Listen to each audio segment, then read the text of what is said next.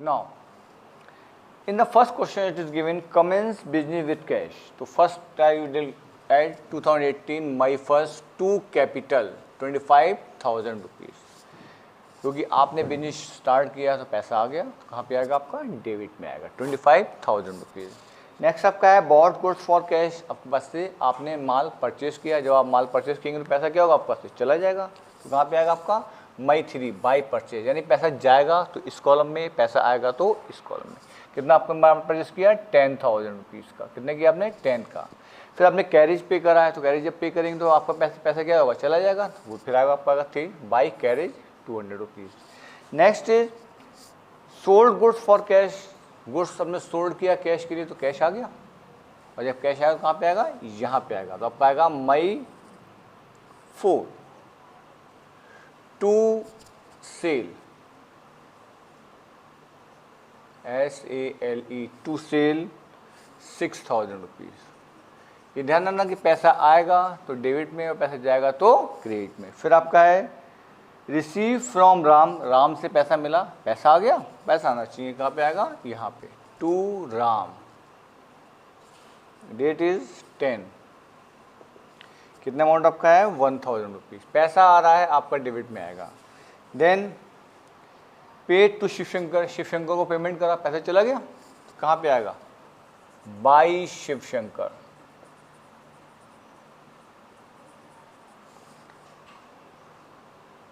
शिव कुमार है, sorry Shiv Kumar, amount is 2,600। फिर आपकी डेट क्या थी जब 12, फिर आपको लिखा है कैश सेल, जब आप कैश सेल करेंगे तो पैसा आ जाएगा, आएगा तो डेबिट में, क्या होगा आपका टू सेल 8,400 जनवरी 50। फिर आपका है purchase furniture for cash for office, तो आपने फर्नीचर परचेज किया 18 में, तो क्या होगा आपका बाई फर्नीचर, कोई पैसा चला गया,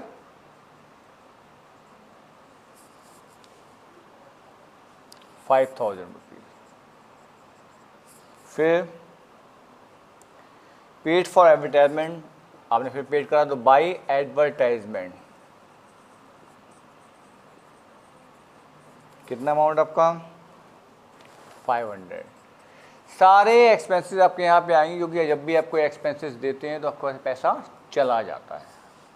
फिर आपका है purchase good from Mahesh on credit, अब क्रेडिट वाली बात आ गई, मैंने बताया था कोई भी क्रेडिट आपका यहाँ पे नहीं आएगा, केवल कौन से आएंगे आपके कैश वाले आएंगे, इसको हम यहाँ पे छोड़ दीजिए।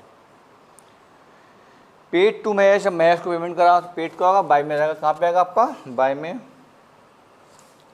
बाई महेश, कितना अकाउंट आपका 4,000। फिर पेड वेजेस, फिर यहाँ पे आएगा आपका by wages 400। Receive from commission, commission receive हुआ, जब रिसीव होगा तो क्या होगा पैसा आ जाएगा आपका, कहाँ पे आएगा आपका टू कमीशन,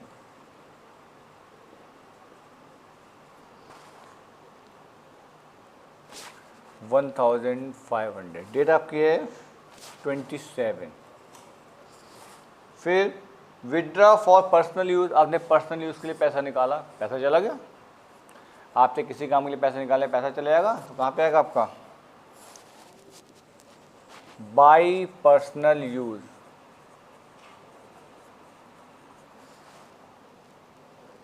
$2,200। और फिर सैलरी है तो बाई सैलरी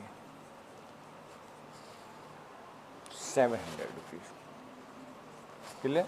फिर समझ लीजिए एक बार, जिस सोर्स से पैसा आपके पास आता है वो पैसा आपका डेबिट में आएगा, पैसा आपके पास से चला जाता है आपका क्रेडिट में आएगा, और कोई इसमें रूल नहीं है इसके सिंगल कॉलम कैश बुक में।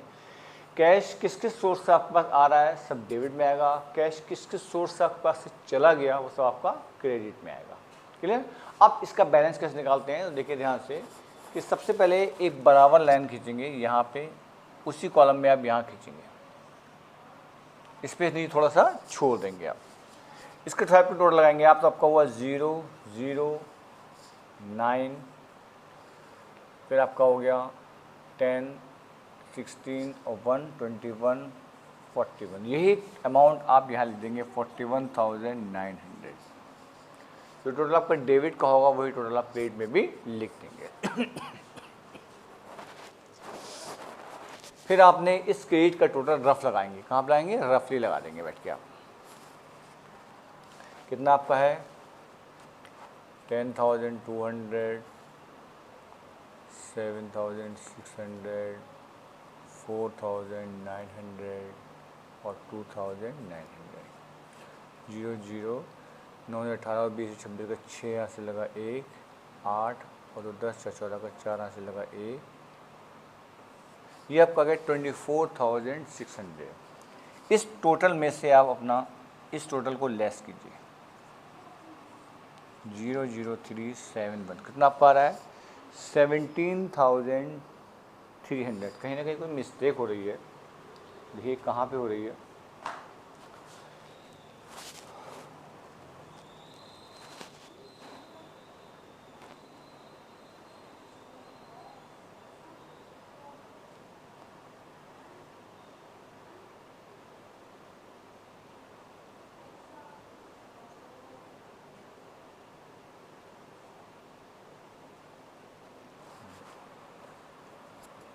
ये आपका आ रहा है 25,600। कितना आ रहा है आपका ये 25,600। आपने लेस किया तो आपका यहाँ पे आ गया 16,300 रुपीज़। आप यहाँ करेंगे सबसे लास्ट डेट में, आपका मई चल रहा है, मई में 31 में आप यहाँ लिखेंगे इससे ब्लैक पेन से कि by balance carried down CD। कितना आपका आ गया यहाँ पे 16,300 रुपीज़। और आप इसकी जाँच कर लीजिए, सबका टोटल लगाइए तो आपका टोटल 41,900 रुपये ही आना चाहिए।